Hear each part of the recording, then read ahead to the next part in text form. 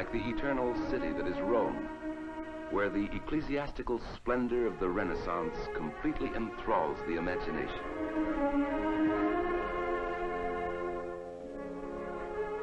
The dome of St. Peter's rises upwards like a heavenly choir. From the topmost pinnacle, the centuries that are Rome spread out in everlasting significance. Hello, everyone, and welcome back to the show this evening. Today we have on Dr. Emily Meixner. Welcome to the show, Emily. It's good to have you on. Oh, hello, Michael. Thank you for having me. Yeah, it's always a pleasure. And I'm glad the technical difficulties that were on my side went away.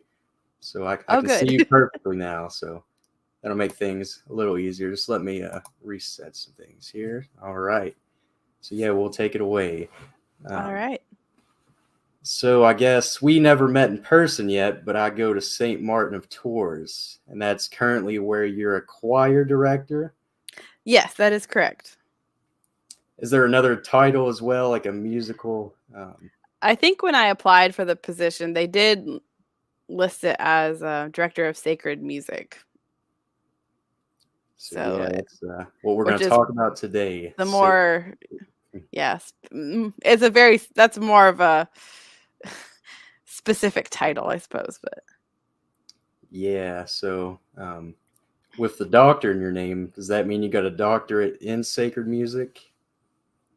Technically, it's a doctorate in organ performance. But the degree in organ performance was within the context of a sacred music program. Yeah. At least for two out of my 3 degrees. So in that sense, I would say, yes, it is. But so I went to my undergrad. I did a Bachelor of Arts degree in sacred music at the Franciscan University of Steubenville.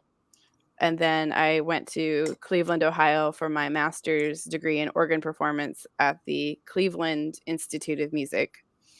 And then I went to Notre Dame University for my doctorate in organ performance within the sacred music program that is offered there. Yeah. So did you enjoy Steubenville? I did enjoy Steubenville. It's nice to go to a university, or it's lovely to go to a university where you are peer pressured to become a saint. You're peer pressured to go to mass and to go to confession and to have a regular prayer life. And the sacred music program that was there at the time was a very rigorous and very beautiful program run by some fantastic people. So for being a shoestring budget sacred music program, we accomplished quite a bit. So that was a lovely time, and I made some very good friends while I was there that I've been able to keep in touch with. And yeah, that was a great experience. It was definitely, I could see God at work through the whole thing, and I wouldn't be a sacred music student if it wasn't for Steubenville, which is odd to say, because I didn't start with getting a degree in sacred music. I actually wanted to be an English major. And so while I was studying English, I was also minoring in music, and I was taking piano. And then I had a really strong piano background as a child. I took piano lessons from like second grade all the way through high school. And then while I was in high school, I had a really challenging piano teacher. Her name was Ms. Elizabeth Pastor, and she was the piano professor at our local university. And so she would also teach high school students on the side privately. And so I was privileged to be able to study with her, and she lit a fire under me. And when I started taking piano at Steubenville, it was not the same level of expertise, I guess I would say. It wasn't Scott Hahn. It wasn't the piano version of Scott Hahn. Oh. And so, but I was also studying music theory and starting to understand like the languages of music theory, which is like a whole nother topic. It's very Mhm. fascinating. And there was a lot of there was a wonderful camaraderie with the other music theory students. Yeah. Sorry for the technical difficulties. I was trying to. Your camera froze again on me. Oh no. That might be an issue on my part, but Okay. it Is it unfroze for like a few minutes and then okay? froze again. I was trying to see if I could maybe use my phone, but Yeah. we'll just keep going. We'll struggle along. We'll struggle along. It's all right. Yeah. So Well, anyway, this will be an audio only podcast for those on Apple and maybe Spotify even. So that's okay. yeah, sorry to interrupt you there. I just heard it kind of echoing, but Oh yeah, no, it's okay. So I was at music theory is a very challenging topic if you've never studied it. And so we music theory students had to band together, and we would do all of our homework together and help each other out. And so there was a really great camaraderie that formed among the students in that class. And so I think partly because of the friendships that I was forming with that, and then also there was another aspect to it in which I'd grown up in a typical suburban Catholic parish, which meant mhm. that you didn't hear Palestrina or Gregorian chant like ever Yeah. in mass. And granted, that music does require a Mm. bigger budget than what most parishes can afford. So there's many aspects to that, of course. But yeah, so I was starting to be exposed to this music through my experiences in the sacred music program at Steubenville, even though I was still a minor in music at the time. Mhm. And I was also I started to read different opinions on sacred music from Pope Benedict XVI and from Yeah. similar theologians and artists who've really dedicated their lives to promoting sacred music and theology and what Mother Church has taught. And so it was a really eye-opening experience for me because I didn't I never really knew that I never knew that there were church documents from the popes like Pope Pius XII, Pope Pius X, um, John Paul II, and then of course Pope Benedict that Mhm. said that there are certain styles of music that are appropriate for mass and certain styles that are not appropriate for mass. And So yeah, what styles aren't appropriate for mass? Do they explicitly say any? well, generally speaking, if you were gonna, I generally recommend that people look them up for themselves.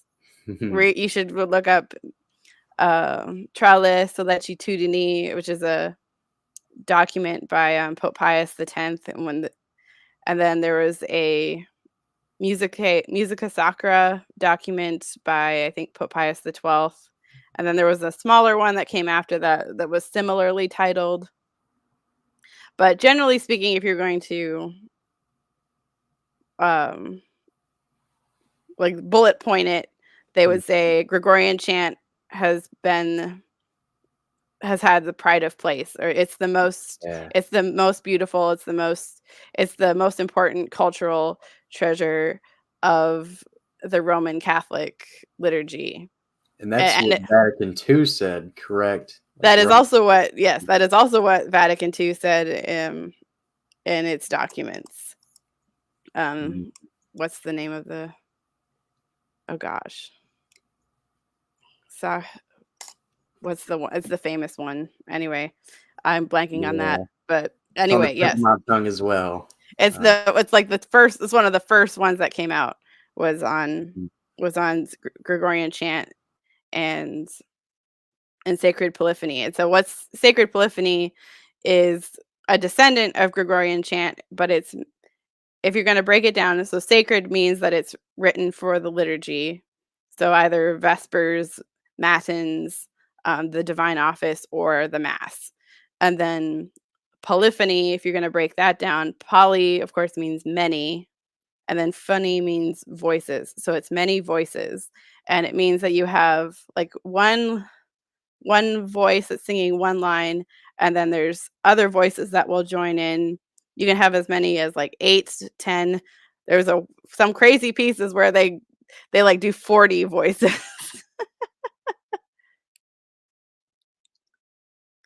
And so those My are, mic was muted there. I said I've seen 50 before. yeah, That was the highest I've ever seen. yeah. So if you're really ambitious, that's what the composers were doing for a while. Mm-hmm. And so, but all of these voices are moving independently of each other. I mean, sometimes they'll come together and be moving together in the same pattern, but usually they're moving in different patterns, but they're all moving in harmony with each other to create a piece of music. Yeah. And so, in a way, it's like the sacred polyphony is a great image of the church, in that, like, each of us is required to have, each of us has our own voice or our own part to play in the great symphony that is the Christian life. Mm-hmm. And if we're all doing our part and we're all performing our tasks well and with the discernment of God's will, then we will be in harmony with each other to create the symphony that is Mother Church. Yeah, and that's how it is in heaven as well. Just the angels Yes. all singing, "Holy, Mm-hmm. holy, holy." Yes, and which Tolkien alludes to that in the first chapter of the Silmarillion. I don't know if you know this, but No. in the Silmarillion, which is basically kind of like the Old Testament to the Lord of the Rings. Yeah, I know what the Silmarillion is, but I've never actually sat Yeah, down. and so he begins it with it's like the Middle Earth creation story. Mm-hmm. And Ilúvatar, who is God the Father, has the angels singing the earth into being. And so, of course, there's going to be a Satan figure in it, and his name is Melkor. And Melkor keeps introducing these dissonant themes into the music.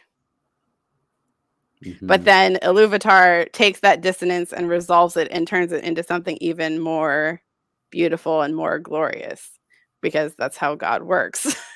Yeah. Like, anything that the Satan does is going to get ruined. Like, everything you do you're going to lose no matter what. So Could you tie this into atonal music?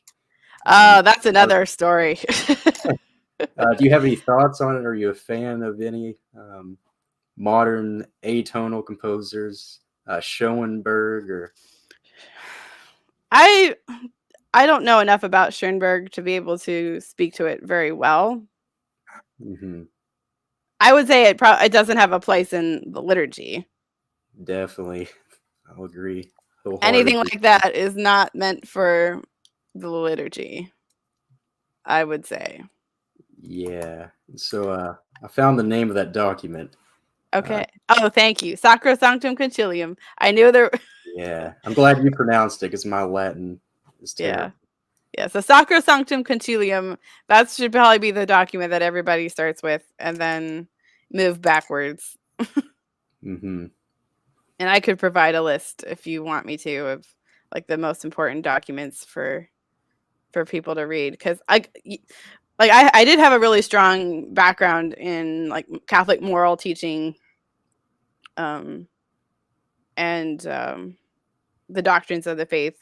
I'm a lifelong Catholic, and I was blessed with well catechized parents that made sure that their children were well catechized. We were all homeschooled, me and my 5 younger siblings, and so we did know our faith very well, but there's only so many things that you can cover, and sacred music was not one of them. And so there was a gap in my education in that sense. And so I was able through some of the classes and then some of my friendships at Steubenville to be able to start to fill in some of those gaps. And then it's like, holy cow, I didn't know that this stuff existed. And then once you know it, it's also a matter, I think, of obedience. Once you know that that's what the church has said, it's the church. And then, sorry, to go back to what I was saying earlier about, so chant, polyphony, the third thing that the documents say is that the pipe organ also has a significant place in the Roman Catholic tradition. And so of the instruments, that one, if you are able to have one and you have someone who can play it well, then that's the instrument that you should have. And that should be leading the congregation, because it's meant to lead a congregation. If it's built well and it's used well in a space, it can actually support a large gathering of people singing. Whereas a piano, which is a percussion instrument and is usually meant for a more intimate settings, it generally does not have the same capabilities. Yeah, so I'll get your thoughts on this pipe organ. Does that sound good? Is that no? Not a good one? Certainly not for church. Yeah, not for church. But like if people know how to play piano, isn't it pretty easy to pick up the pipe organ as well? No, but it definitely helps to have piano. It's definitely good to have the piano background, but it is a different style of playing, because piano, you hit the key, stop, and depending on how hard you hit the key, you'll make either a louder or softer sound. Because it's a percussion instrument. When you press a key, there's a hammer that hits a string, and then that produces a sound. Piano, it's kind of just electronic, I guess. Yeah. And so with a piano, for the viewers, I apologize for the interlude of music. So a pipe organ is you're pressing a key, and then that key is sending a signal to a mechanism that releases air into a pipe. So a pipe organ is a wind instrument. And if you wanted to put it really simplistically, it's a giant set of whistles. Yeah. So yeah, tell us about the organ at St. Martin of Tours. How many years old is it? It was built in 1893. So to put that in context, it's a long time. Yeah. There's a famous composer named Johannes Brahms. He was a big deal in the Romantic period, and he was seen as the successor to Beethoven by many of his peers. And Brahms died in 1897. So this organ it was around when Brahms was still alive. Quite a while ago. Yeah. So that's pretty crazy. And then I think I forget what Pope Leo the 13th dates were, but he was the Pope that gave us our martyrs at St. Martin's. And he is also a kind of a good way to put this in context. Yeah, he was head of the Catholic Church. He was Pope from 1878 until his death in 1903. So, yeah. Right, the turn of the century there. So, what's it like to play that organ? It's magnificent. Like, how does it differ from a regular organ? Like, say, I would say one of the most remarkable things about it is its ability to fill the space. St. Martin's is a huge church, and this is a good organ builder will know how to do this and to do it well. But sometimes, and it depends on the building too, but St. Martin's is built in such a way that, generally speaking, Like no matter where you're standing in the room when the organ is playing, you can hear it no matter where you are in this space, and it sounds the same. Yeah. Some Very churches, loud. if you're standing like in a corner of like the transept or something, sometimes the organ will start to sound far away once you get to a certain point or past a certain point in the church. And it's kind of strange how that happens, but and in St. Martin's, that's not the case. So like even if it's one of the softer sounds or softer stops, you'll still be able to hear it if you're standing in the sanctuary or you're standing in the transept. Oh, sorry, I muted myself again, but I was going to try to show the viewers St. Martin's. So yeah, to give them a little bit of an idea there. Mm-hmm. Yeah, for context, for several years, the Archdiocesan pro-life mass, which is held annually in January, third week of January, um, we used to have it at St. Martin's every year because it was the biggest church that could accommodate the most people. Yeah. Which it's bigger than our cathedral. Our cathedral is actually quite small. But St. Martin's is you can easily fit 700-800 people in there. That's not including people that could stand as well. There's Yeah. more than that. Yeah, there's room. There's more room, but Yeah. comfortably. So, how did you discover St. Martin of Tours? Were you a parishioner there before you started working in the music department? No, I knew about it through. I knew about the job through one of my former professors. My professor at Steubenville actually took the job at St. Martin's back in, I think this would have been 2013, 2012, 2013. I think was when he started. He moved from Steubenville and he took the job at St. Martin's in Louisville. And so I knew about it through him. Although I actually, strangely, I had visited St. Martin's even before that. I have a friend who lives in Kentucky. She and I became friends at Steubenville, and Yeah. we spent spring break at her house in Kentucky during my freshman year of college.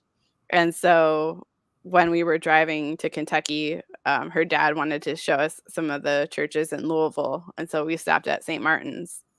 And I remembered it because of the martyrs in the side altars. I was like, that's a hard thing to forget once, because there's not a whole lot of churches that have that. Yeah, it's really special. Yeah, so I would have been about 18, 19 at that time, and I got to see it then. And it's like, little did I know. Like 8 years later, I'd be the music director there. Yeah. That's kind of like how I used to skate at a skating rink when I was in middle school, and then in high school I was working there. So yeah, you never really know where you'll end up. Yeah, it's crazy. So anyway, so the music director, or my professor, became the music director, and then he left to take a job in New Orleans back in, I think it would have been 2016. I think 2016. And so there was a long story with that too, but I ended up getting the job. So I was really happy too, because I knew what my professor had. He and I would have similar ideas of like what we wanted and what St. Martin's was capable of being able to offer. And then, of course, with my Gregorian chant background and some of the Anglican traditions that he had brought to St. Martin's as well, like that, being informed in that style was really good. So I felt like it, and by and large, it worked out really well. And It's not because of me. It was because of God's providence that any of this took place, and it's been an immense blessing for sure to be able to provide music for the community at St. Martin's. Yeah, and to give you some credit, I think most of the reason for St. Martin's success, continuing success, is their music. I think there's like a Facebook post on the St. Martin of Tours Facebook page, and it said like one of the top 3 reasons people go to St. Martin's is the music. Mm-hmm. Yeah, So that that's true. goes to show the role of music, the importance of music. Mm-hmm. Yeah, absolutely. So I don't take that lightly. Yeah. Would you So, say that's the most important thing? I would say it's one of the most important things. I think having the martyrs there, I don't know if people even explicitly think about it that way, but Yeah. like St. Martin's is just really special. And it's and I think it's partly because of the martyrs that it is special, or like there's a like special graces I think that just come from that. Mhm. Because there's been many times where St. Martin's could have gone under and it didn't. And There was there a was Bloody Tuesday like 100 years ago, wasn't there? Or Bloody yeah, Thursday. yeah. There was it was an election year, and there was a lot of political unrest, and there were some rumors that there were a bunch of weapons that were being stored at St. Martin's, and so a group of protesters tried to burn down St. Martin's, and there was a Catholic priest who was stoned to death on his way to um, give someone last rites or confession or something, and it was really quite terrifying. And actually, a lot of Catholic immigrants left Louisville after that happened. So a bunch That of them might went to have been my Cincinnati. family. Yeah, some of them went to Smelling, so that's the Cincinnati, German. and then some of them went to Nashville, and they got out of town, and I don't blame them. It was Yeah. I'm sure it was a terrifying experience. And to this day, they don't know how many people really died in the riots, because there was a lot of houses that were burned down, a lot of Irish and German neighborhoods that suffered because of it. I've heard it said that that's one of the reasons why Louisville never developed like the Cincinnati level or the Yeah, Nashville and level. People just Nashville left. level. Yeah.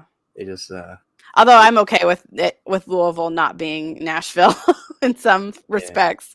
The traffic and the country crowds, music. and I don't mind the country music. Actually, I'm my colleagues might despise me for that, but I don't care. At least certain kinds. There are some styles of country music that I will listen to and I do enjoy. But do you like a lot of the 60s country music? Like Johnny Cash, yes. Dolly Parton, yes. I like Dolly Parton. Those are the 2 main ones I would say from that. And I'm a little biased because my grandpa was a big Johnny Cash fan, and so there's really a bit of a nostalgia here. Yeah. Well, and his music, his music got even better as he got older, and that's not always the case. So yeah, he was like a fine wine. He aged very well. Do you have any other favorite secular artists or bands? I like Mumford and Sons. I like them a lot. That's a good one. Yeah, I think. And then the rest of it is pretty eclectic, actually. I really like. Yeah. I like a lot of different things. There's a Christian band I like called the Oh Hellos. I don't know if you've heard of them. No. A lot of their albums tend to be like. I think their first album is very C.S. Lewis oriented, and it's very like the title of the album is Dear Wormwood. So if you don't, Screw tape. it's very on the nose. But there was one of their songs that they wrote that was it was called Caesar, and it's on their first album, and it's about Holy Week, and that was one of the ones that I I was listening to in my car on my way to work during um, Yeah. the Easter octave and during Holy Week. So, what is your favorite day of Holy Week, in terms of music or just in general? Oh, I really like I really like Good Friday, and I really like the Tenebrae that we offer at St. Martin's. Um, Yeah, it's really cool. Tenebrae. So, if those who don't know, Tenebrae is one of the offices of the Liturgy of the Hours for between like Thursday morning and Good Friday evening. I'm not quite sure what the specifics are, but usually Tenebrae is supposed to be done at like 3 a.m. And it Mhm. was a monastic office um, for like for terce and lauds and terce, I think are the two that it's supposed to cover. And it largely focuses on the Psalms, and then the centerpiece of it is the Lamentations of Jeremiah, and then it concludes with a setting of Psalm 51. I like And the so, Lamentations of Jeremiah. Like, I think it was one day during Holy Week, I just drove back home and listened to like 30 minutes of that. It was yeah, really moving yeah, stuff. there's a my favorite setting is from Thomas Tallis. Now he doesn't set the whole Lamentations; he only sets like the first 4 or 5. Um, But my gosh. Like, Yeah. you just listen to those, I'm like, it's like, I need to sit with this for a minute. There's a lot to unpack just right there. So, Yeah. um, and then for this year, actually the past 2 years, we've done the Allegri setting of Psalm 51, which is the famous one with the high C, the high soprano C. Hmm. Um, and that's always the treat because I don't always have a soprano that's able to hit those high C's, so it's nice when when I do. Yeah. So, what's it like being a choir director, directing these singers and the Mm. organ player? I guess there's a separate organ player, correct? No, I'm the organ player too. Oh, I would love to have a separate organ player though. That would be nice. So please yeah. donate to St. Martin of Tours Catholic Church. Yeah. I'll put that in the bio. Sacred music, adopt a singer. Yeah. It's a really good program. Yeah. If I ever had a singer who was also an organist, I'd be thrilled. That would be wonderful. But Hmm. in the meantime, they're stuck with me. So, but no, it's a great experience. A lot of our singers come from the local university, University of Louisville, which has a very good choral program, and so they're trained pretty rigorously in choral singing at the university and in these various choirs, and so then they that then a lot of the time they will um, look for a church job where they're able to, while they're also learning how to sing well, then they can also get compensated to sing at a parish or at a church in the neighborhood. And so there's a lot of competition. There's a lot of churches in Louisville that are able to pay singers, and fortunately, St. Martin's is one of them. Excuse Hmm. me. And so a lot of them are not Catholic. Some of them are, but not all of them. And then, so there's some interesting dynamics, I think, with that. But generally speaking, I would say, from my experiences working with Catholic and non-Catholic, Christian and non-Christian musicians, um, any artist who takes their craft seriously loves beauty. They have a relationship with beauty, and if that's the case, then you do have a relationship with Jesus. You may not know his name, but he's still there just because you don't know that he's there. Hmm. He's still knocking on that door, and I hope that I get to play a small part in maybe several. I probably won't see the fruits of it, but I would like to hope that maybe down the line, St. Martin's and their experiences singing in our beautiful church and singing great music might be a point of conversion or a seed for a conversion later on. It's hard to say, but Hopefully yeah. so. But they do love singing at St. Martin's. Like the acoustic in there is really spectacular, and the organ is beautiful, and the windows are amazing. I get so much out of just studying the windows when I'm there. Those stained glass windows, and then Yeah. there's tons of icons as well. Just Mm-hmm. so many statues. Yeah. Yeah. So it's Kind of immerses you in the faith. yeah. It's a immerses feast. you It's a in feast of sacred art. Yeah. So I think that's like Pope Benedict said that if he said it about some piece of sacred music, but that if people listen to that, though they Mhm. might not understand it, they'll understand the faith because they'll understand beauty. Yeah. So I think it was about the St. Matthew Passion by Johann Sebastian Bach. Yeah, that's a great one. Right Oh there. my gosh. I think that's Bach's greatest work. I like the St. John Passion. Yeah. There. That one's also magnificent. That one's also magnificent. But yeah, I think there's another essay that Pope Benedict wrote called Beauty in the Face of Christ, and he said that the two greatest tools for evangelization in the Catholic Church are the lives of the saints and the beautiful art that the Catholic Church has fostered throughout history, the history of Western civilization. And so we have all of those at St. Martin's. We've got saints. Yeah. We've got we've got dead ones. We've got statues. Live ones. Maybe, hopefully, some live ones too. Yeah. Shout out the Saints in progress, right?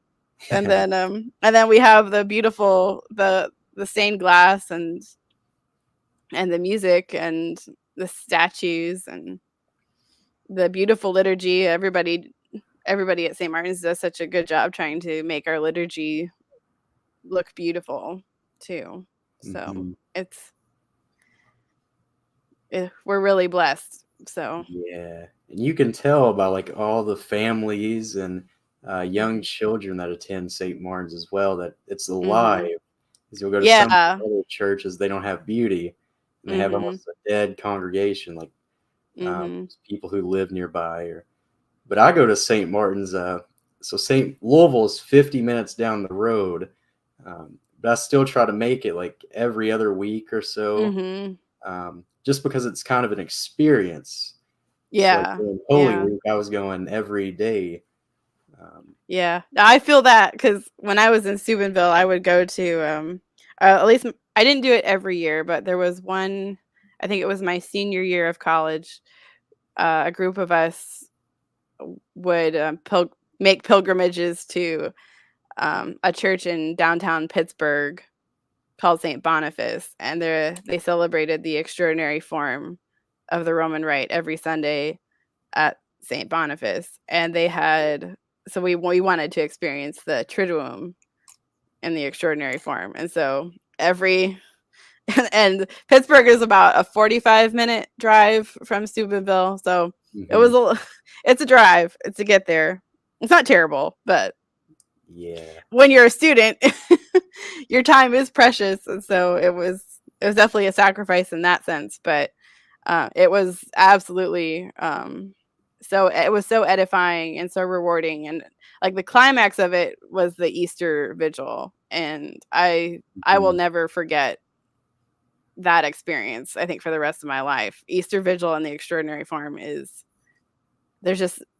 people love the Easter Vigil in general, and they should, because there's a lot of symbolism that goes into it, but there's so much more in the extraordinary form.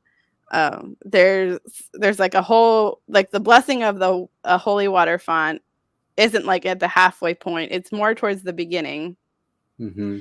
and they use the blessed oils from some of the blessed oils from the Chrism Mass to bless the water. And so they're pouring some of the oils into the water, and then they're dipping the candle into the water. And then there's a part where he takes the aspergillium, which is the sprinkler Yeah. they use to sprinkle the people. Yeah.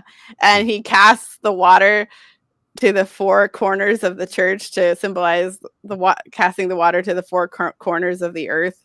And it's very symbolic of the creation. So like you're about to read the creation story from Genesis. Yeah. So those coinciding with each other is just absolutely magnificent. It'll put chills down your spine. It's so beautiful. So definitely. Yeah. So yeah, it's just like reverence and beauty. I meant to say beauty first, but like when people are looking for the Latin Mass, I think I've seen surveys that they don't really go for the Latin; they go for the reverence and beauty. Yeah, it's not necessarily just about the language. It doesn't, and if you go to like say the Ordinariate Mass, which is the it's the Anglicans that have been returned to full communion with the Roman Catholic Church. And it was begun, I think, under John Paul II, and then Pope Benedict XVI made it more like an official thing. Yeah, he was a big proponent of that. And so if you go to an Ordinariate Mass, it's very similar to the extraordinary form in a lot of ways, but it's in English. And so there's still like that reverence and that transcendence in the language, but it's in the vernacular. And like vice versa. I have friends who like started going to the Ordinariate Mass, and then they moved away, and the most reverent Mass that they could find was an extraordinary form Mass. And they're like, oh my gosh, the Ordinariate Mass was so helpful because now I know what's going on. It's like it was a good stepping stone for them to transition into the Latin Mass and say like, oh okay, I know what this is, I got it. Yeah. So do you do the music for the Ordinariate Mass at St. Martin's? Yes. So the Ordinariate Mass, there is an Ordinariate Mass at St. Martin's at 3 p.m. on Sundays currently. But the community that meets there it's a separate community from St. Martin's. Technically, it's a Ordinariate parish. They have not yet acquired their own building and their own space. And so when they were first forming, they approached Father Beach first of all about being received into the church, and then Father Beach also said they were welcome to use St. Martin's to celebrate their Mass once they were given permission, and once they had they were in full communion with the church. And so, and actually Father Beach said the Mass for them for a period when Father Erdman was still in seminary or in formation to become a Roman Catholic priest. And so when I started at St. Martin's, that was around the time that Father Erdman was ordained. And so he approached me about doing the music for their Mass as well. And so I agreed, and it's a little bit of an extra stipend from their community for me to do that. But it's I really enjoy it. There's many aspects of the Anglican liturgy that I really appreciate. That and I think that Pope Benedict felt the same way when he experienced their liturgies when he visited Canterbury during his papacy. And he's like, oh my gosh, this is beautiful. We should it's like we can fix some things like as far as like the doctrine stuff goes, but when the hymnody, their hymnody tradition and their Anglican chant tradition are both really spectacular. And those are things that it's like, it's beautiful, therefore it's like beautiful, good, and true things are Catholic insofar as they are beautiful, good, and true. And so Anglican chant is beautiful, good, and true, so we should use it. And many of their hymns are that way too. The poetry and the melodies of much of their hymnody is really tremendous. One of my favorite hymns is "All My Hope on God Is Founded," and there's a lovely tune for it by Herbert Howells, and he named it after his son Michael. His Yeah, son died very not me. tragically. Yeah. No, And no, so, but that hymnal is that hymn is not in Catholic hymnals, and it's a great shame because it's a beautiful hymn. mm-hmm. So yeah, do you have like a least favorite hymn? I don't know. Amazing Grace. That's my least favorite song. Oh, really? I actually do enjoy Amazing Grace. I think Oh. I like that one a lot. I think I grew up as a Baptist, so Okay, fair enough. that explains it. I could see it being overdone. Yes. I Yeah. can understand that. I think I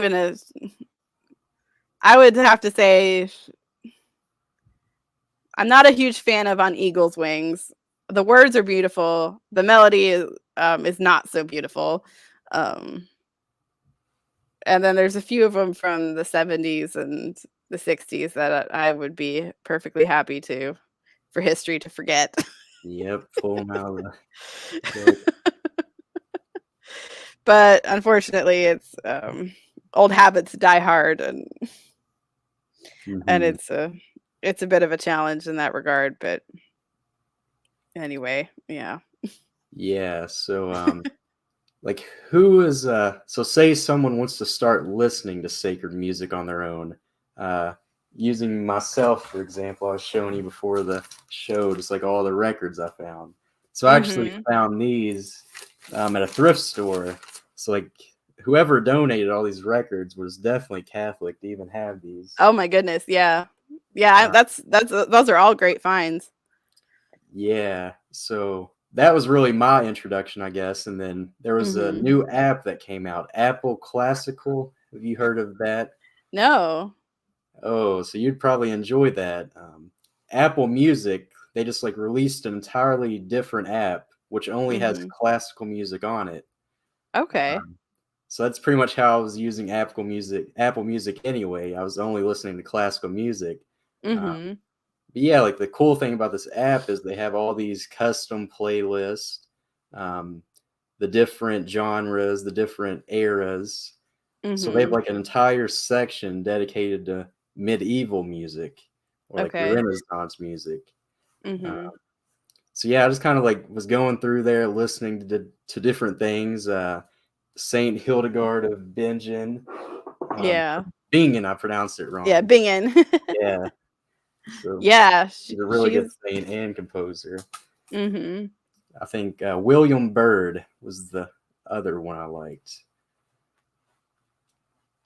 And then hold on 1 second. My internet did cut out that time. Yeah. So William Byrd, he was the second guy. And then yeah, Palestrina. It's Giuseppe Palestrina, correct? Yes. Yes. Yeah, so it was kind of like discovering like a whole new form of music. It was it's a lot different than even like the music you would hear from Bach or Vivaldi, like that era, the Baroque era. Yeah, Palestrina would probably be the best place to start. I would say I would start with his Pape Marcelli Mass, which is a mass for 6 voices, and there's an urban legend that went along with it that during the Council of Trent there were discussions that they were going to totally eliminate sacred polyphony from the Roman Catholic liturgy. Yeah. And Palestrina heard about it, and so he wrote this beautiful mass and said, it's like, please consider this when you're saying that you're gonna eliminate sacred polyphony from the Roman Catholic liturgy. And so the bishops changed their minds and let sacred polyphony be part of the mass.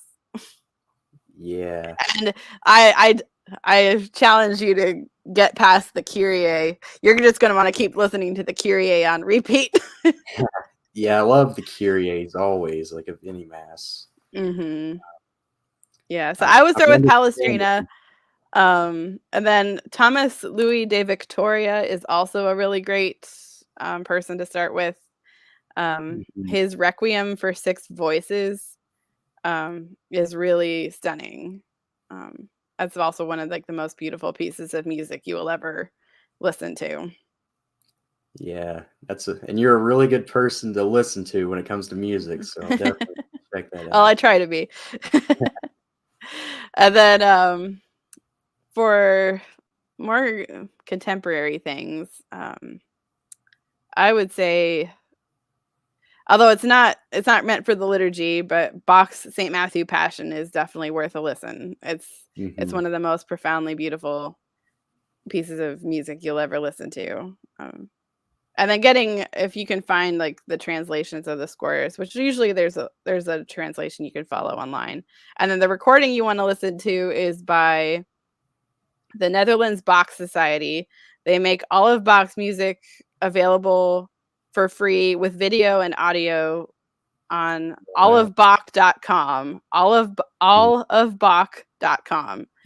And it's all professionally done with historically accurate instruments and really spectacular playing. It's better than probably Bach ever got to hear it in his lifetime, which is kind of sad. Yeah.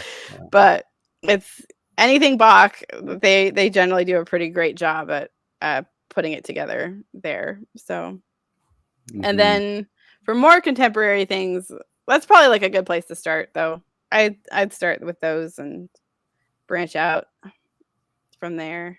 Yeah. So do you have like any favorite composers in general? Favorite Sacred music composers? or not? Yeah. Bach, of course. Any organist who doesn't like Bach, there's something wrong with them. Yeah, I really enjoy organ music. Yeah. And then Duruflé, Maurice Duruflé, he was a 20th century composer that incorporated a lot of Gregorian chant into his music. And he was one of the folks that was really disappointed by the aftermath of the Second Vatican Council. He and his wife were both pretty brokenhearted by the liturgical nonsense that came out of it. Yeah. And not the documents themselves, but the implementation. It was the implementation, not the documents. Yeah. And so but Duruflé wrote some really great choral music and organ music for sure. Bach and Duruflé are probably the two that I go back to the most. There was a organ teacher of Bach named Buxtehude that I would also recommend. His most famous sacred piece of music is a cantata called Membra Jesu Nostri. And it's a devotional piece that meditates on the life or on the wounds of the crucified Christ. And so each section of the cantata, like there's one is focusing on a different, like either his hands or his feet or his side or the crown of thorns. And it's a very moving piece of music. That's pretty cool. Yeah. And so he was I think he was Bach's, not exactly a teacher, more of a mentor. Bach traveled like about 200 miles on foot to go and experience his music program at his church. And he was quite the church musician in his day. So Bach was like, I have to go see this in real life and see what this is all about. So yeah, you see like all these composers kind of hired by the church, especially during the Renaissance. So what happened to that? Is the church still doing that, sort of supporting sacred music, new sacred music, even people, artists to go out there and create new works. And oh, not enough. Yeah, not enough. I think it's a tough thing because you have to look at the geopolitical scene at the time too. The way that that history went, and if you meditate on the miracle of the Catholic Church at all in Western civilization, is quite astounding. Can I hold that thought for a second? I'm going to turn on some lights because it's getting really dark in here. Yeah, go ahead. Do you mind if I pause this for a second? Yeah, I'll hold that thought. I'll play an advertisement actually. So okay, great. Yeah, just here we go. Are you looking for some more books to read? Receive 15% off your 10 books order when you use the code Catholicism for the Modern World. And be sure to check out the $5 April book sale. This old 90s commercial. Remember Capri Sun? Like, the kids would drink them. And then, like, they'd turn into blobs and, fly around, and go, and then all of a sudden they're back. Well, there was Michael, do you remember that commercial? No. Yeah, I don't think you were born when that commercial came out. Are you mic'd up? Hey, you need to mic up. My live now? Yeah, I think so. Yeah. I think you're on. Yeah, I'm too young. I'm only 21, so yeah. Well, that's okay. It's older. It's definitely older than 21 years old now. It definitely is. There were some Franciscans, theologians that had an idea. They were trying to... I already don't like it. No, I'm just playing. Right, yes. It's terrible. How dare they?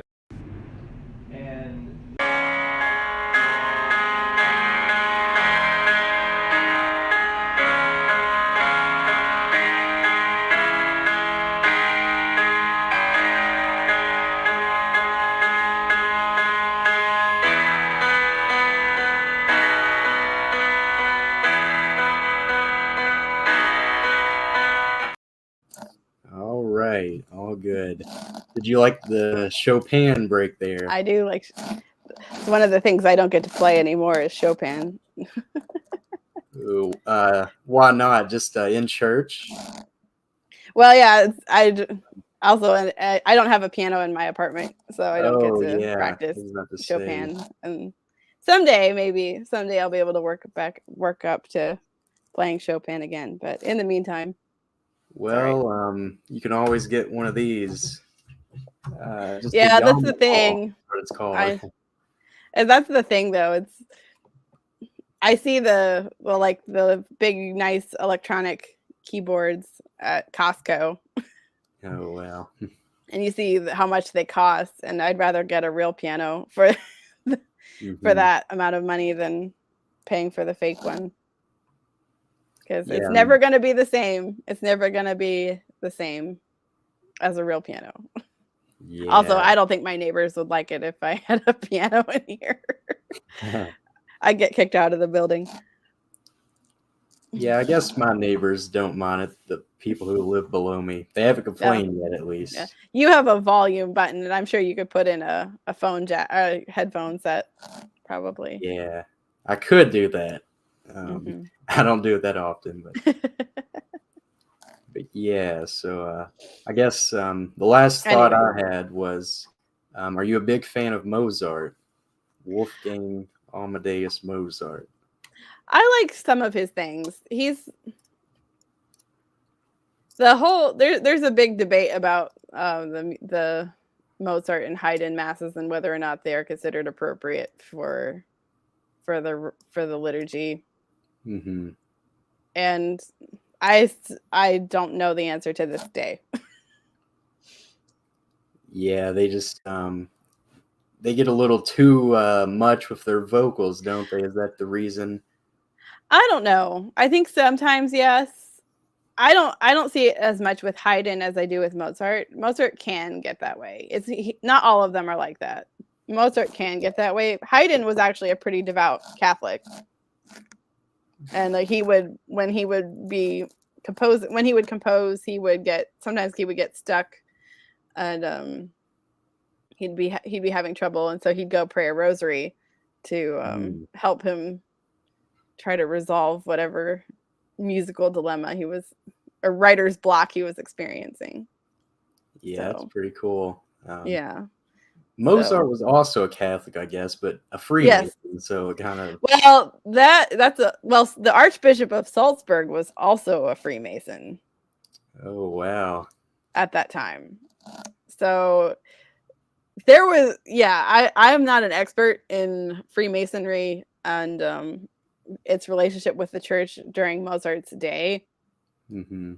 but I don't think it was at least maybe it wasn't as secretive then as it is now, or as it ended up becoming. And I think it was one of the big objections that the Catholic Church had to it was how it was the top secret privacy that they demanded of their people. And then, of course, that it became very anti-Catholic is also, or that it was very anti-Catholic is also a problem. But yeah, there were bishops that were Freemasons at the time of Mozart, and so do with that what you will. It was complicated. Yeah, I think it might have. But going back to like Mozart being Catholic, Mozart was not as. I mean, there are accounts of him like there are things in the letters that he wrote where he's talking about like going to confession and going to mass and so on and so forth. So he was practicing. I'm not sure how devout he was compared to Haydn. I don't think he was quite as devout, but we also lost him at a very young age. And when he was writing his famous Requiem, there were some things that were going on with that like he was definitely like turning a corner stylistically at that time, where he was imitating the style of Palestrina more so than he had in the past. And so in a way it's tragic, and in many ways it is tragic that he did die so young, because it would have been really neat to see like how he would have evolved as an artist and as a composer. Yeah, that's really interesting, because I would have never put Palestrina and Mozart's Requiem together. But they are. And then Bach too. Palestrina was like one of the giants of sacred music, and Bach, when he wrote his Mass in B minor, is also and other pieces too. He's imitating Palestrina as well, in some of the movements of that. And so Palestrina was sort of the gold standard for all of the great composers, whether it was Bach or Mozart, Mendelssohn, even Brahms, Schubert. some of Brahms. Schubert is yeah. So I think like it was on the Christmas Eve Mass that a Schubert piece was played at St. Martin's. The Benedictus. German to me, I guess, being a German, I was like, oh, that sounds German. It sounds like a Schubert piece, and so I guessed it correctly, even though I didn't. Good guess. Yeah. That Benedictus is exquisite, and it's a lullaby kind of piece, and it's like, well, it's Christmas, Yeah, it's really you're cool. rocking the infant Jesus to sleep. Yeah, it's kind of a mystical piece. It sounds mystical almost. The German spirit, I think, influences it.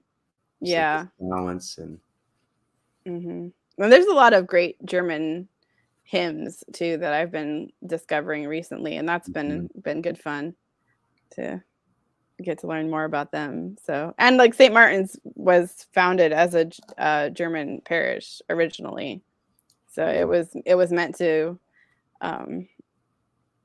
foster the growing German immigrant population, and so I kind of try to keep that into account when I'm picking the music. Yeah, that might be part of my attraction to St. Martin's, even if I don't know. But you're not German, are you? Oh yeah. Meixner. Yeah. And then my mother's maiden name was Kirschner, so. Yeah, I would have guessed so. So it's kind of interesting how both of us. A lot of German in there. Yeah. So do you have a favorite piece of music ever overall across all genres, even? Oh, I don't know. Yeah, it's always a hard question. That's a hard question. Like, yeah, that's like someone asking me what's my favorite book, and then you feel bad if you don't say the Bible. Yeah. And then it's like, well, is the Bible a book? It's a collection of books, technically. So, Uh-huh. but yeah, if I had to pick favorite, I'll name a few. So the Buxtehude Member Jesu Nostri is one. I would say that's one of my favorites. The Bach St. Matthew Passion is also a favorite. You could go back to those over and over again, and still, like, there's just so much you could learn and just be edified by.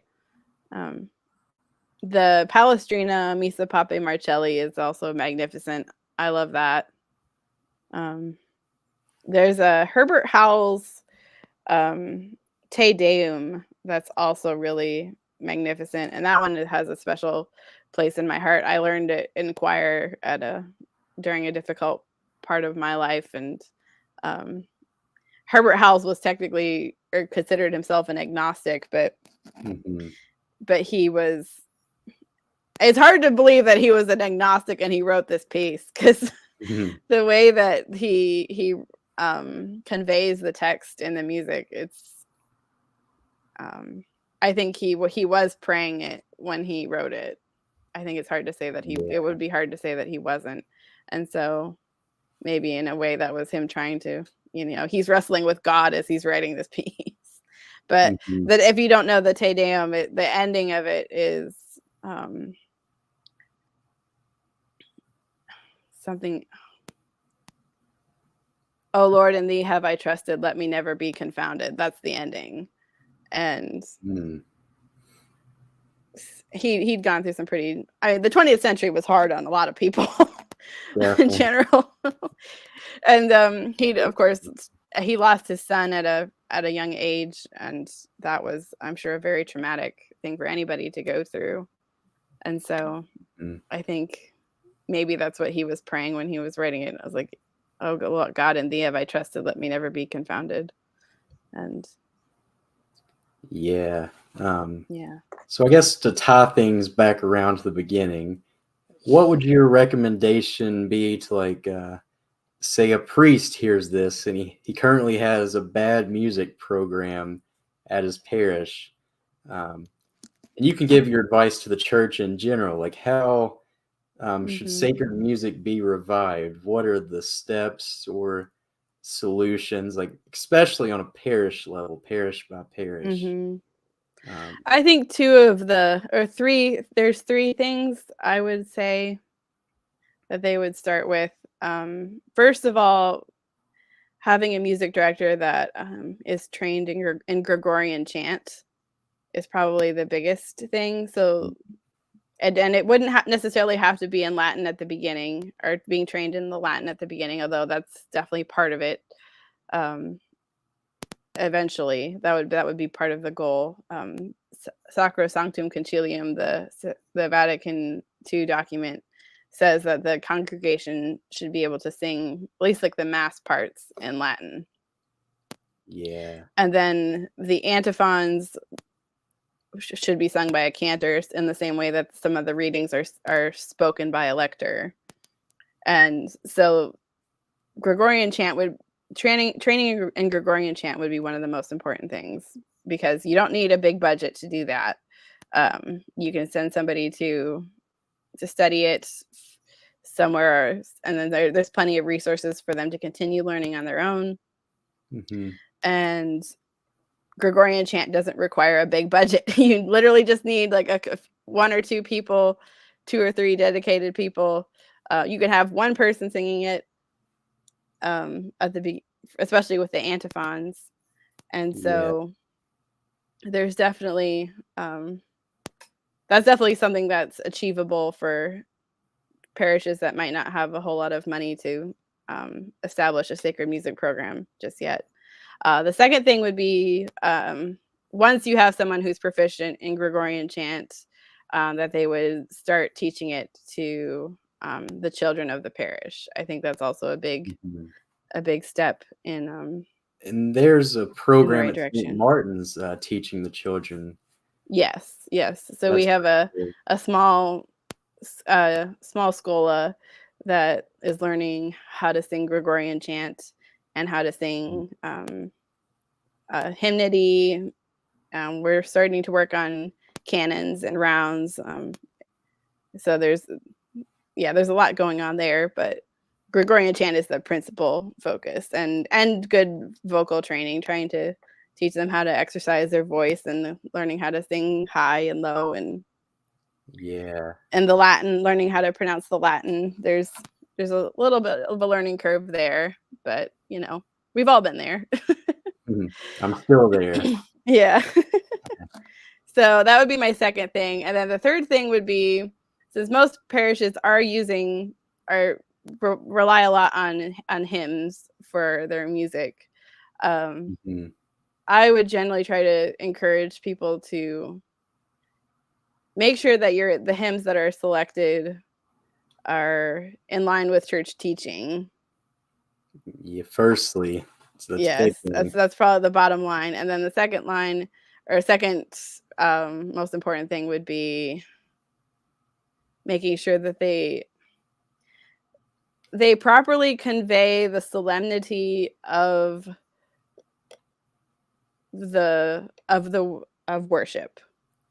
Yeah, they That sound good. they properly convey the solemnity and the reverence of the Mass. And if you believe that the Mass is an encounter between God and man, the divine Mm, and the human, then the music and everything in the church should convey that.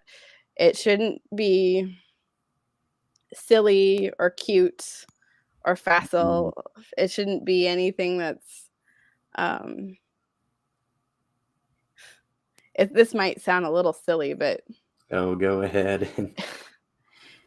if a man is embarrassed to be hearing and singing this music, any self-respecting man is embarrassed to sing this music, then maybe Yeah, it shouldn't be sung. I know what you're talking about. That's exactly what you're talking about. If it sounds like it's something that should be sung in Sunday school by Yeah. a children's choir, then maybe we should rethink this. It needs and I think that's something that the Orthodox and the Byzantine rites do so well. Like they have a very different tradition and a very different style in many respects to what we do, Mhm. but they have not been plagued by the cult of the banal that has plagued the Roman Catholic Church, and it's a great embarrassment in many respects Yeah. that people don't. Well, it's an embarrassment that we used to create such great music and great art, and the Roman Catholic Church is no longer known for that. And Mm. I think a lot of the modern heresies have infiltrated the church, and and and a lot of this I think is unconscious, but nevertheless it has happened in the way that it's happened across a lot of Western society. And so I think you need to revive in people the The desire, medieval spirit, I'm like, the medieval, it's the medieval spirit that there is, like the material world and the spiritual world come together yeah. and in the liturgy in a really profound and beautiful way. And it's not just mass is not just something cute that we do on weekends to celebrate each other. It's the meeting of heaven and earth, and that's something that should strike awe into the human heart, and joy. Like, thank God that Yeah. be thankful that we have a God who loves us and who condescends to be amongst us, and that in turn should inspire us to give God the very best that we can give him. And that doesn't necessarily mean that everybody should have a huge choir of professional singers. That's not maybe that's not possible everywhere, but Gregorian chant is one line of music that's sung by one person or two people or lots of people, and depending on what it's for, or like what part of the mass it is. And it's our heritage. It is our heritage. And it was descended from the Jewish worship tradition. So, and it was passed along from the Jewish tradition to the Christian tradition, and then it evolved over time as it was disseminated and collected. And the name Gregorian comes from Pope, I don't know how many people know this, but it comes from Pope St. Gregory the Great, and he was one of the great pontiffs who like realized like, oh, we need to make sure that we keep this, and we categorize it and we codify it so that we have it for future generations. And so he was from the 700s, I believe. Yeah. Yes. A long time ago. Yes. And he was also the Pope that sent St. Augustine of Canterbury to evangelize the British Isles. And so in a way I see him and St. Augustine of Canterbury as two really great saints of sacred music, because one, like, you had Gregory who preserved Gregorian chant, and then you have St. Augustine who brought Christianity to England, and England to this day still has a really strong choral education tradition. And so a lot of the children that grow up in London and Oxford, and they get trained up in this singing this great music. And now the faith tradition in England seems to be a little bit of a struggle in certain areas, but we were talking about that just a few hours ago, Charles Kalon. Oh, I bet. Yeah. It's a great shame, some of it, that they have all this beautiful music and beautiful singing, but not the heart. And we pray for them that they have a revival, because hope springs eternal. Yeah, hopefully we see more ordinariate growth. Yes, that would be wonderful. And I think we will see it. The way the Anglican Church is going, the Church of England, it's going downhill quickly. But I know. I hope and pray for that, because I think there are many that are getting frustrated and seeking refuge elsewhere. So it's all works unto good. God has a plan. Yeah, so I think that's why it's encouraging to see the work you're doing at St. Martin's, and I would also encourage the viewers and you as well to go check out Paul Jernberg. I think I pronounced that correctly, but he has a few documentaries out there, just detailing his musical career. I guess I haven't actually watched him yet, but he's making new music, new Catholic music, trying to reform sacred music in the liturgy. So he'll do entirely sung masses. Oh, wow. Those are recorded and put on YouTube. They're really cinematic. And they only have 3,000 views or something. So wow, it's kind of a gem to find. Yeah, I'll have to check him out.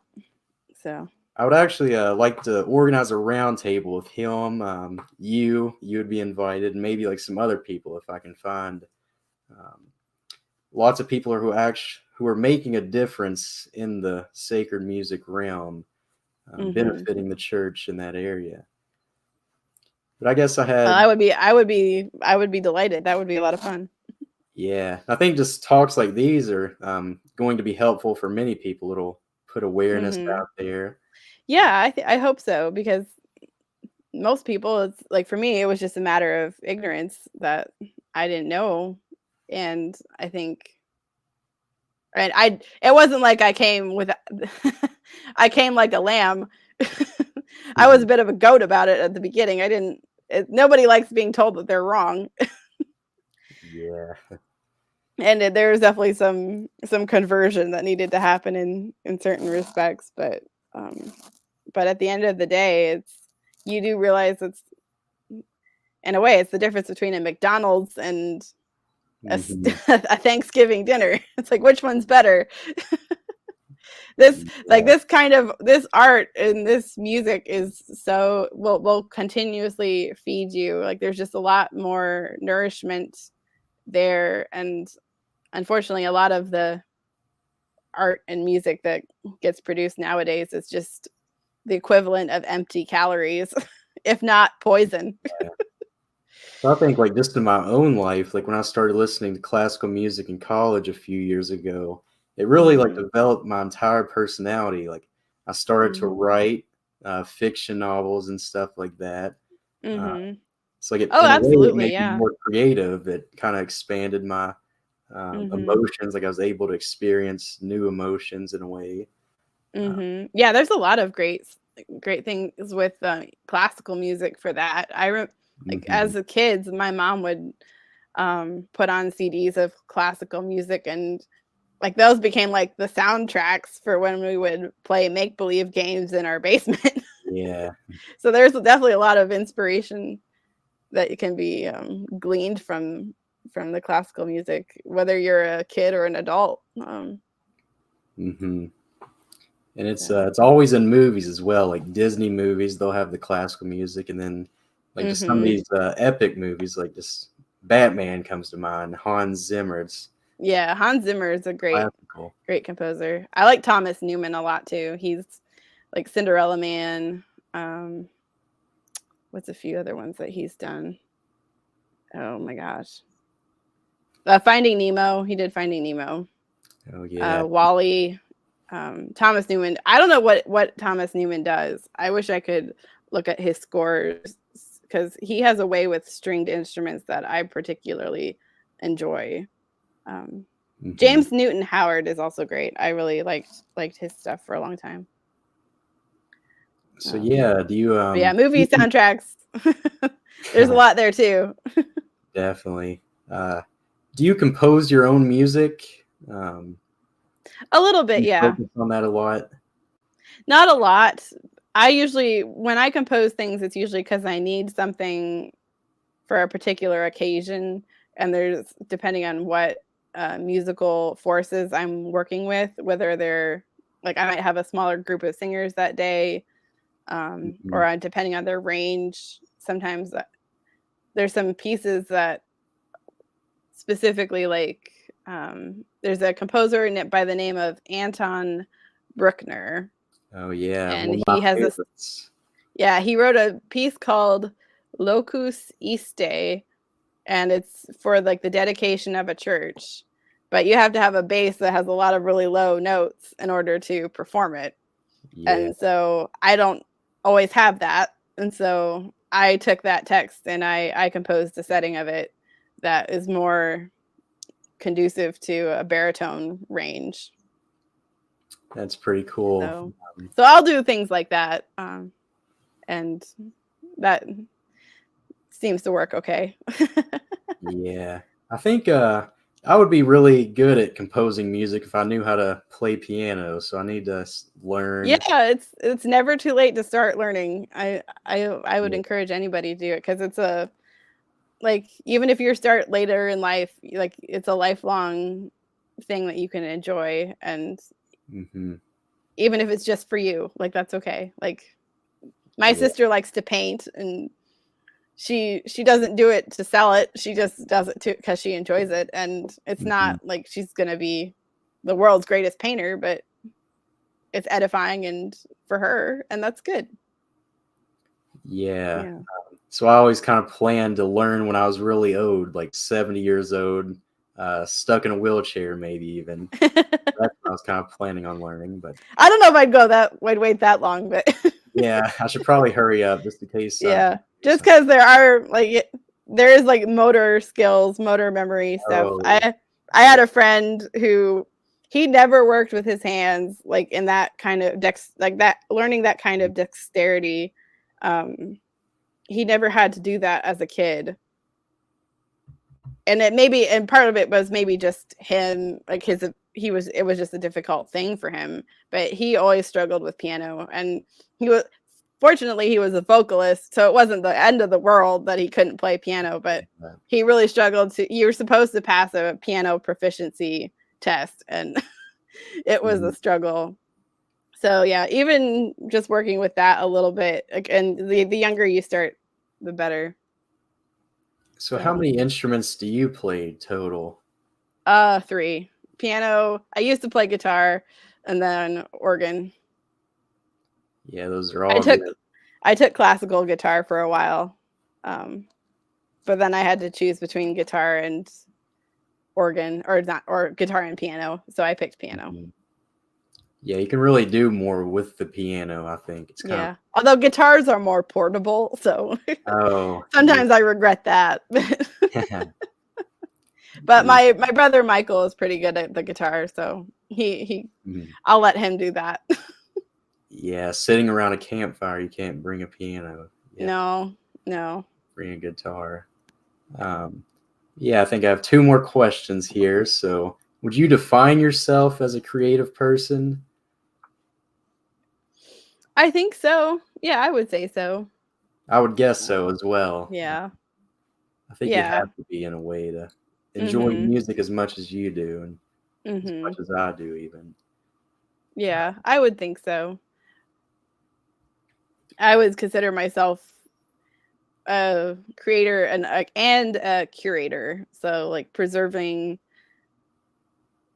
like creating when you need to, but then also preserving what's come before, it's kind of like a librarian or a historian. That's a cool way of looking at it. Yeah. So yeah, did you know that I work at the Abbey of Gethsemane? No, I didn't know that. Yeah, I forget who I tell, but before you ask if I become a monk, I'm not becoming a monk. I'm just a lay worker. Okay. Yeah, I've told the story on the podcast before about how like 10 people a week ask me if I'm becoming a monk. Not as many as it used to be, since everyone already asked me. But yeah. So, yeah, I was going to ask you, are you a big fan of their music, their Gregorian chant there? At Gethsemane? Yes. I've listened to some of it. I'm not terribly familiar with it, though. I remember there was one particular piece that my pastor told me about, and he asked if we could learn it for because Archbishop Kurtz, our former archbishop, he loved to go to Gethsemane for Vespers on Sundays. And so there was one particular hymn that Archbishop Kurtz really liked. And so Father Beach gave it to me. And so I had the choir learn it for a Compline service that we were doing for the bishop. And I did really like it. It was a lovely piece of music. But yeah, I don't know a whole lot about the chant style that they cultivate at Gethsemane. So I'll have to look into that. Do they have audio recordings? I think from the 90s. Okay, that still counts. I'm a 90s kid myself, so yeah. A little bit after Thomas Merton's time. Okay. I know Thomas Merton really liked the chant at Gethsemane. I have read his 7-Story Mountain, and I remember he had a lot of beautiful passages about Gregorian chant in there. So yeah, so it's in English now. I guess it was in Latin back then. I'm sure. Yeah, that happens, but it's okay if you get a good translation, a good English translation. I'm okay with that. Yeah. So yeah, this just popped in my head. So, is the Gloria at St. Martin's like played a certain way? Because the Gloria at my local church is kind of slower. It goes on for longer, but the Gloria at St. Martin's, it's kind of epic almost. It's real quick. You have Father Beach starting it out, saying Gloria in Excelsis Deo. Yes. So do you kind of have like somebody watching to make sure he's done saying that, or? Yeah, I have a mirror in the choir loft so I can watch Father Beach even when I have my back to him. So, yeah, that's usually how that goes. And yeah, I think I know I know the Gloria can be taken at different tempos, and it depends on the congregation too, like whether like how used to the Gloria the congregation is. And so if you're introducing it, you might want to take it a little bit slower than we take it at St. Martin's. But Yeah. St. Martin's, we sing that Gloria almost every Sunday, except for, the appropriate seasons where we don't sing it. But there was a music director that tried to change the Gloria to a different setting, and that didn't last very long. Mhm. So Mass 8 Gloria, it is. It might be that way till the day I die, but there are worse things in life. Oh yeah. If I have to play the Mass 8 Gloria every Sunday at St. Martin's, that's okay. Still not tired of it yet. No, it's Yeah. not on eagle's wings. Oh, yeah. I would say it's probably my favorite moment of the Mass almost, like Yeah. next to consecration or Mm-hmm. term when the priest lifts up the host. The elevation, that's the elevation. Yeah. But yeah, I think we came up on an hour and a half here. It went by really quickly. Yeah. So, Well, thank you, Michael, for having me on. It's been lovely to get to talk to you about music and definitely everything. So I'll say that's been one of my favorite podcasts to do, just because I'm a really big music fan. You have a lot of interesting opinions about music. You know a lot. So. Well, at least I keep it interesting, right? Yeah.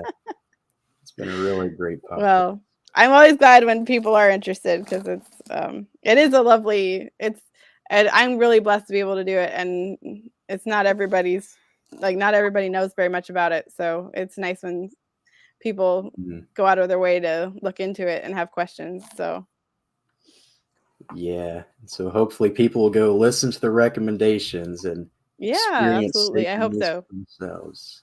Mm-hmm. Hopefully we're advertising St. Martin's as well. We might bring some more people to St. Martin's. You're actually the third person from St. Martin's that I've interviewed. Yeah, I know you had Father Carr on, right? Yeah, that was a really good one. And who is the other person? David Hoffman, my godfather. Yeah, David. Okay, I know David. Yeah, he's great. Yeah, so I was only baptized to confirm last fall. So last November. Oh, wow. My God. Congratulations. Thank you. That's a really long story, so I won't tell it. But well, you and I'll have to get together in person sometime, and I can hear your story. Yeah, me and Father Carr have been planning to go on a dinner with my godfather ever since my confirmation. So all the way back in November, but being 3 men trying to arrange a dinner, it's never happened yet. But still have to come to that. Yeah, you're invited to that, I guess. I guess.